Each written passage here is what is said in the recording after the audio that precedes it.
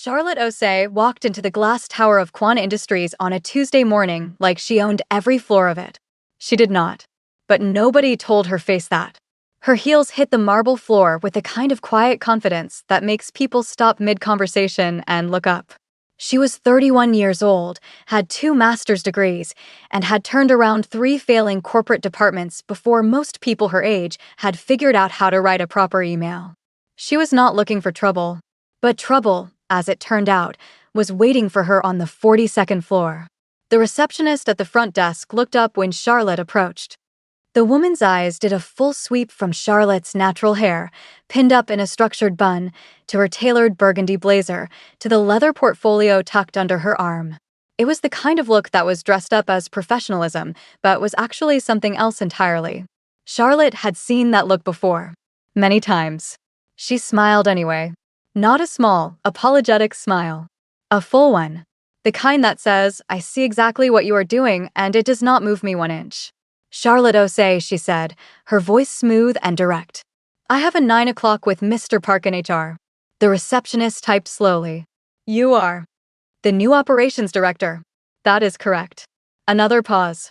Another look. He has been through several of those, the receptionist said, like she was warning someone about a storm. Charlotte tilted her head slightly.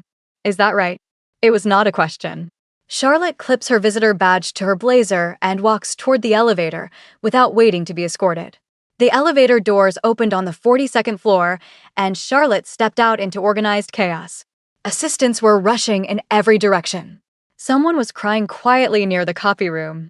A man in his 50s was packing a cardboard box at what appeared to be a very nice desk. Charlotte watched him for a moment.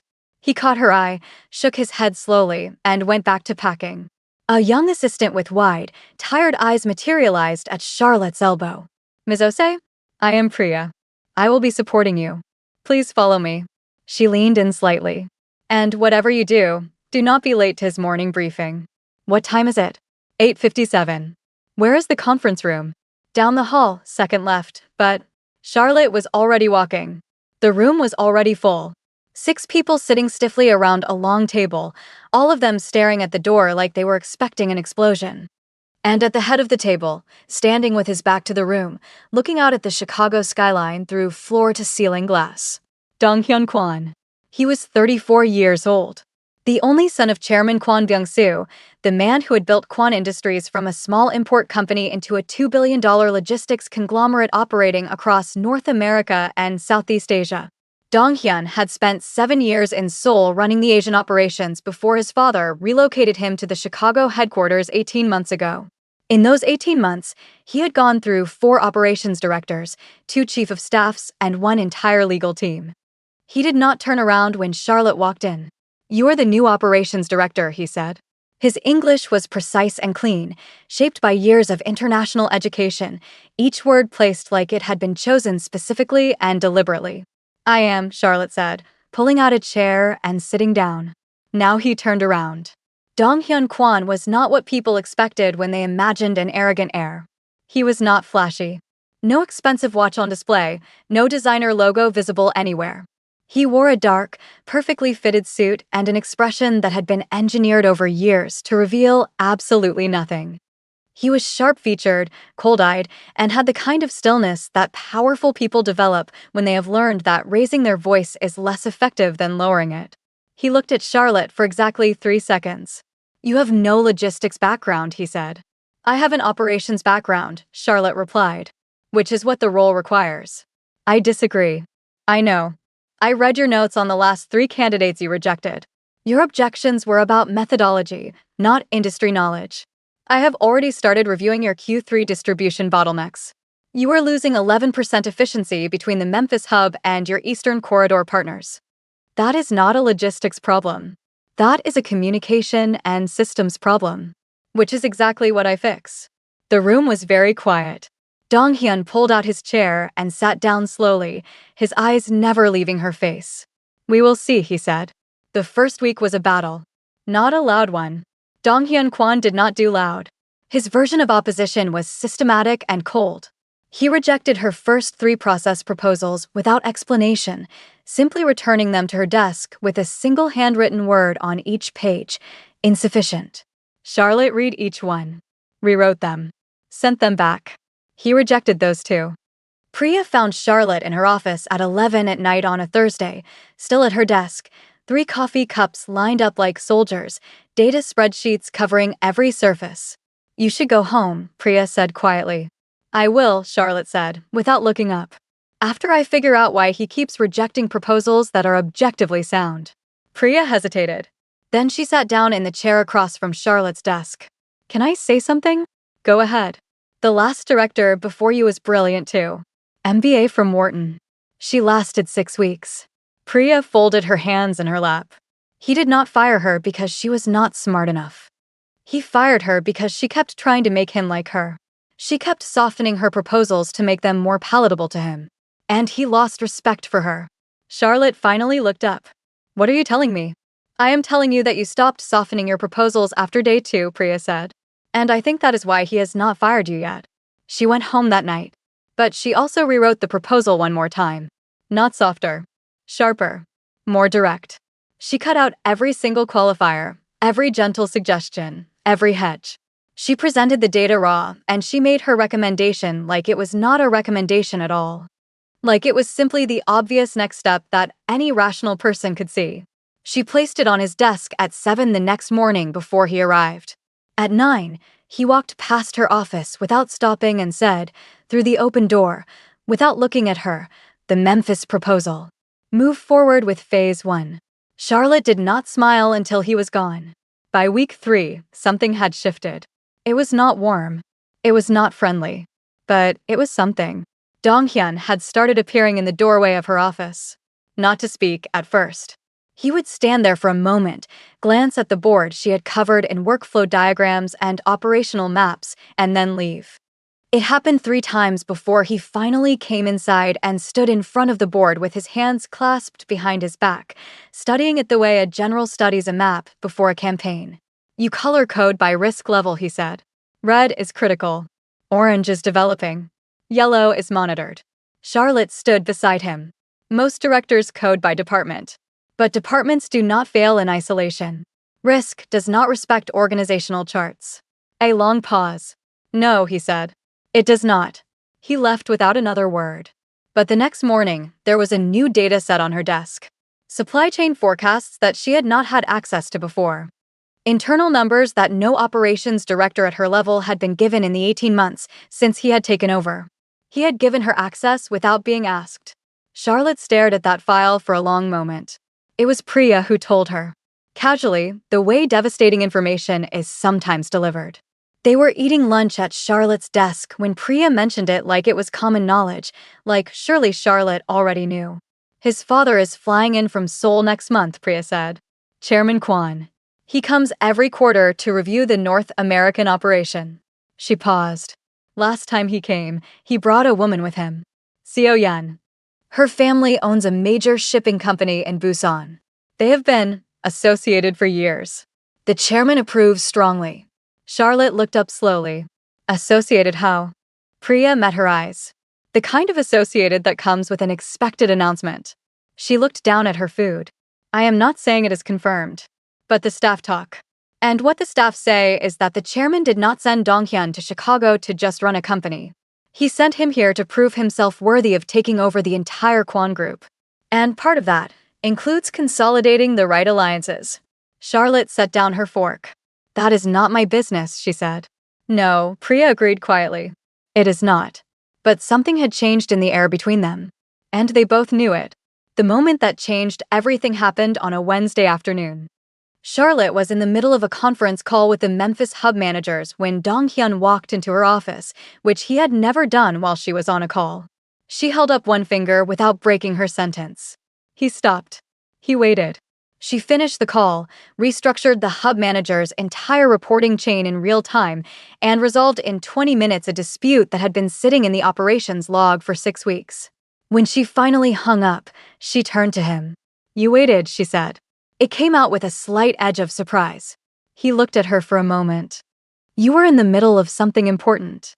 Your previous directors said you once walked into a board meeting midway through and told everyone to start over from the beginning.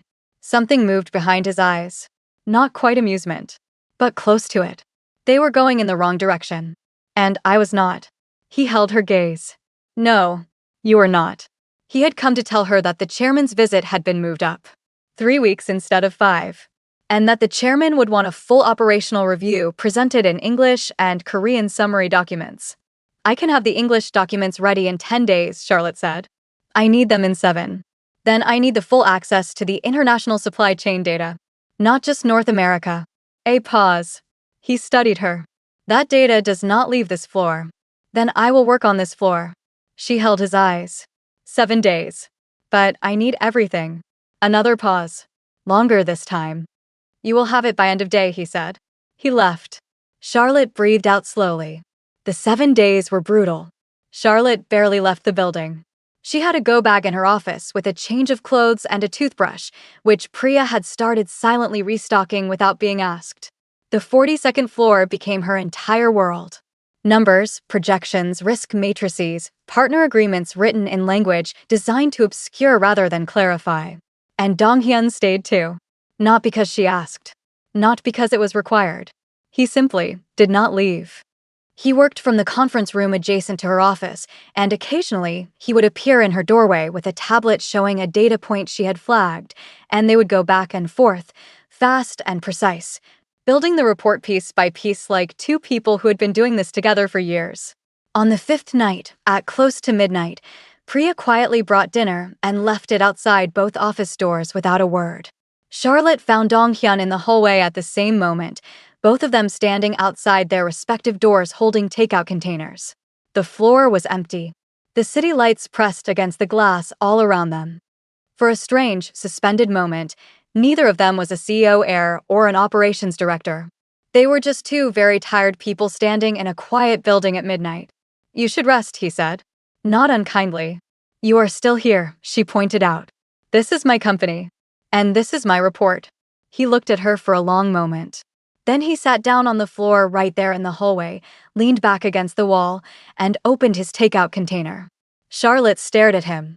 Dong-hyun Kwon, heir to the Kwon Group, $2 billion empire, was sitting on the floor of the 42nd floor hallway eating noodles. She sat down beside him. They did not say much. But at one point she asked him something that had been sitting in the back of her mind for weeks. Why do you drive people away? He did not answer immediately. He turned his container slowly in his hands. I do not drive people away, he said finally. I simply do not lower my standards to make people feel comfortable. There is a difference between standards and cruelty, Charlotte said. Quiet, direct, unafraid. He turned to look at her. And for the first time, she saw something crack, just slightly, in that carefully constructed exterior. Just a fraction. Just enough. Yes, he said. There is. He looked away again. Back at the city. And they sat there a little longer before going back to work. The report was done. Charlotte had delivered it at 6:45 in the morning on day 7, 2 hours and 15 minutes ahead of the deadline, in a binder so thorough, so precise, and so beautifully structured that Dong-hyun had stood at his desk reading it in silence for 11 minutes while she waited. He looked up finally. This is the best operational analysis this company has ever received, he said. His voice was flat and factual. But she had learned, in 7 days of working beside him, that flat and factual was his version of extraordinary. I know, Charlotte said simply. And for the first time, in front of her, Dong-hyun Kwon smiled. It was small, and it disappeared almost immediately, like he had forgotten for a moment who he was supposed to be. But it had been there. Charlotte carried that smile with her quietly for the rest of the day. Chairman Kwon Byung-soo arrived on a Thursday. He was 63 years old, immaculate in a charcoal suit, with the kind of authority that did not need to announce itself because every room it entered immediately reorganized itself around it. He walked off the elevator flanked by 2 advisors and a woman who made the entire floor go subtly, quietly tense. Seo Yeon. She was elegant in the way that money that is old enough to stop trying looks elegant. Understated. Precise. She wore a cream-colored dress and walked beside the chairman like she had been walking beside power her entire life, which she had. Charlotte was at the conference room door when they arrived, because the operations review was the first item on the chairman's schedule. She had been told she would be presenting. She had not been told about Seo Yun. Charlotte and Seo Yun's eyes meet briefly across the hallway. A moment. Neutral. Assessing. Two very different kinds of power recognizing each other. Dong Hyun was already in the conference room. He greeted his father in Korean, formal and composed, and Charlotte watched from the doorway for a moment before stepping inside. She noticed that Dong Hyun did not look at Seo Yun when he greeted her. He was polite, correct, and entirely distant. The chairman looked at Charlotte when Dong Hyun introduced her. His gaze was thorough and expressionless. "Ms. Osei," he said, "you are the new operations director." "Yes, sir." "How long have you been in this role?" 5 weeks. A pause. The chairman glanced at his son. Something passed between them that Charlotte could not read. "Let us see what 5 weeks has produced," the chairman said, and took his seat. Charlotte moves to the front of the room. Priya dims the lights. Charlotte begins. And she is extraordinary. Charlotte presented for 40 minutes. She walked through the operational failures she had found, the systems she had rebuilt, the cost savings she had already initiated, and the 5-year restructuring plan that would move Kwon Industries from reactive logistics management to a fully predictive, AI-assisted model that would put them 10 years ahead of their competitors. She did not stumble once. She did not apologize for a single number. She did not look to Dong Hyun for reassurance. When she finished, the room was quiet for a long moment. Then Chairman Kwon Byung-soo spoke. "Who built this model?" he asked, gesturing to the projection screen.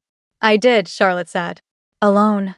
Mr. Kwon provided full data access and reviewed the framework. "The analysis and the structure are mine." The chairman looked at his son again. This time the look lasted longer. "This is strong work," the chairman said. He turned back to Charlotte. "Very strong." Seo Yun, who had been sitting quietly to the left of the chairman throughout the presentation, spoke for the first time. Her English was clean and formal. "It is impressive for someone new to the company." "Thank you," Charlotte said, meeting her eyes directly. 5 weeks can go very far when the access and the data are handled correctly. The smallest pause. The power in the room had just shifted on its axis, and everyone felt it. Dong Hyun is watching Charlotte. Not the screen. Not his father. Her. The camera catches it. After the meeting, the chairman requested a private lunch with Dong Hyun. Standard. Expected. What was not standard was that he asked for Charlotte to join them. Priya gripped Charlotte's arm in the hallway as she was heading to the private dining room on the 44th floor. "Are you okay?" she whispered. "I am fine," Charlotte said. "Do you know what it means that he asked for you?" "It means he wants to understand what he is looking at." Charlotte adjusted her blazer. "Which is fine. I am very easy to understand." Priya let out a short breath that was almost a laugh. "Charlotte, nobody is going to understand you. That is literally your superpower." Charlotte allows a small, real smile and walks toward the elevator. The private dining room was quiet and high above the city. Just the three of them, once the advisors had been excused. The chairman asked her questions. Sharp ones. About her background, her methodology, her long-term vision for the company. He was testing her. She knew it, and she did not pretend otherwise. She answered every question directly, and when she disagreed with one of his assumptions about the Eastern Corridor's growth ceiling, she said so, calmly and with evidence. The chairman looked at her steadily. "You disagree with me." "I disagree with the projection, sir. The assumption behind it was made 18 months ago with incomplete market data.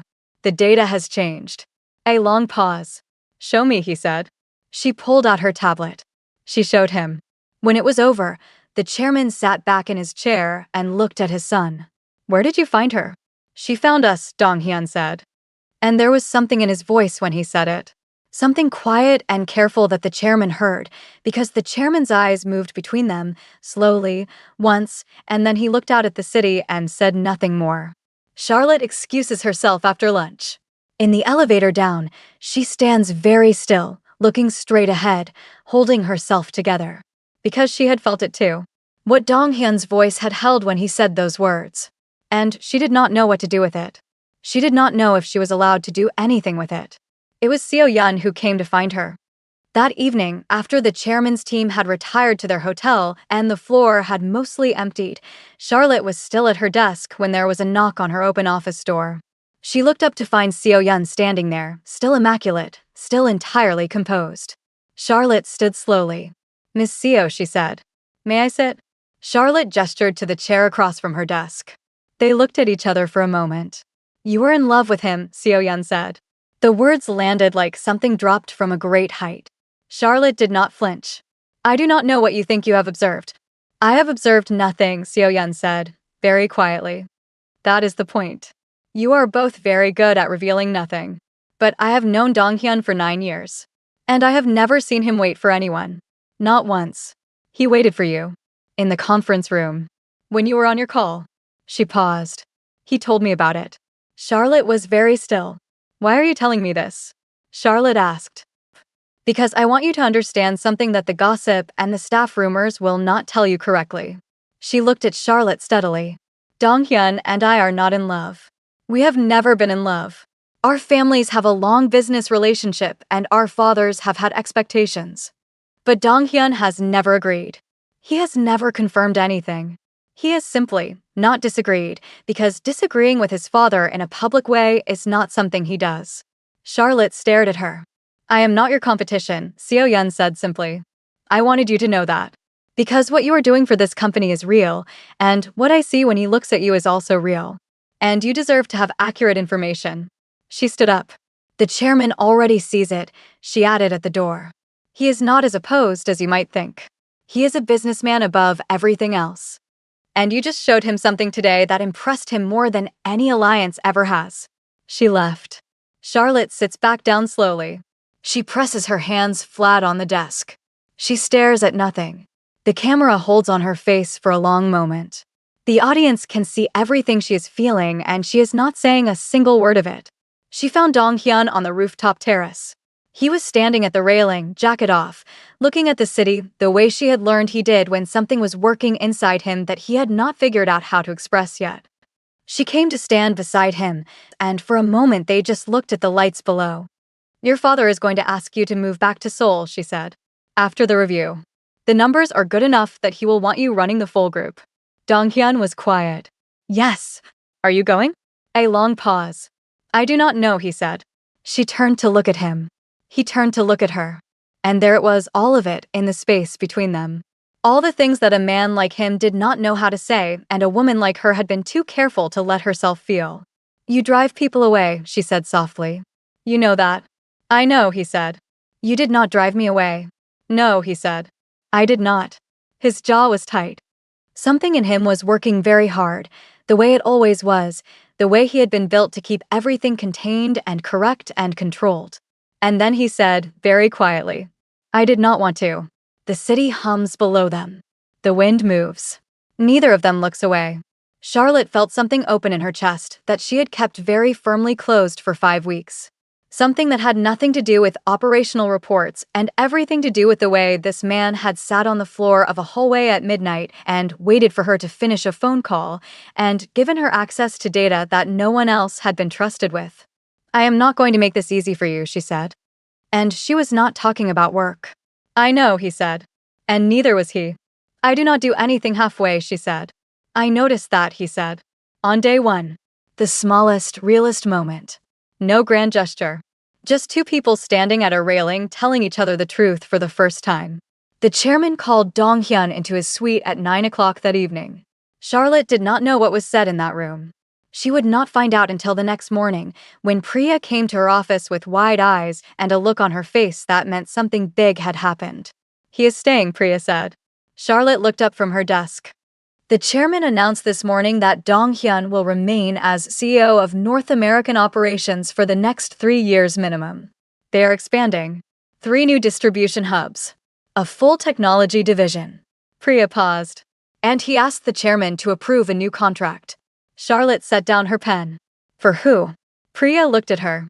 "For you. Senior Vice President of Global Operations. It is a new position. He created it this morning." The room felt very quiet. "He built a position for me," Charlotte said slowly. "He did." Priya's voice was soft. "I have worked here for 4 years. I have never seen him build a position for anyone. Charlotte stood up and walked to her window. She looked out at the city. The same city she had been looking at from this floor for 5 weeks. It looked different now. Everything looked different. Her phone buzzes on the desk. She turns to look at it. A message from Donghyun. She picks it up. It reads, "My father is flying back to Seoul tomorrow morning. He asked me to pass on his words directly. He said, 'That woman is the sharpest mind I have seen in this company in 20 years. Do not let her go.'" Charlotte stared at her phone. Then, below it, a second message came through. "I told him I had no intention of letting you go." A long pause. Charlotte holds the phone. The camera slowly zooms in on her face, then the screen cuts to black before we see her response. And that is where we leave them. Because here's the thing about a man like Donghyun Kwon. He was built to hold everything inside. Built to be hard and controlled and to never, ever let anyone pass the wall. He drove away every single person who came close enough to matter. Until Charlotte Osei walked into his building on a Tuesday morning like she owned every floor of it. And instead of leaving, instead of walking away when he was difficult and cold and impossible, she stayed. Not because she needed him. Not because she was soft enough to be moved by his status or his wealth. She stayed because she was brilliant enough to see past all of it and strong enough to stand beside him without shrinking. And in doing that, she did what no one had ever done. She made him want to stay too. Here is the moral of the story. Strength is not the absence of feeling. The strongest thing Charlotte did was not the 40-minute presentation that impressed a billionaire chairman. The strongest thing she did was refuse to pretend that she did not feel what she felt, while also never abandoning what she knew she was worth. She did not chase him. She did not change for him. She simply stood in her truth and let him walk toward her on his own. Thank you for staying with us on Afro Soul Tales TV. See you in our next story. We love you all.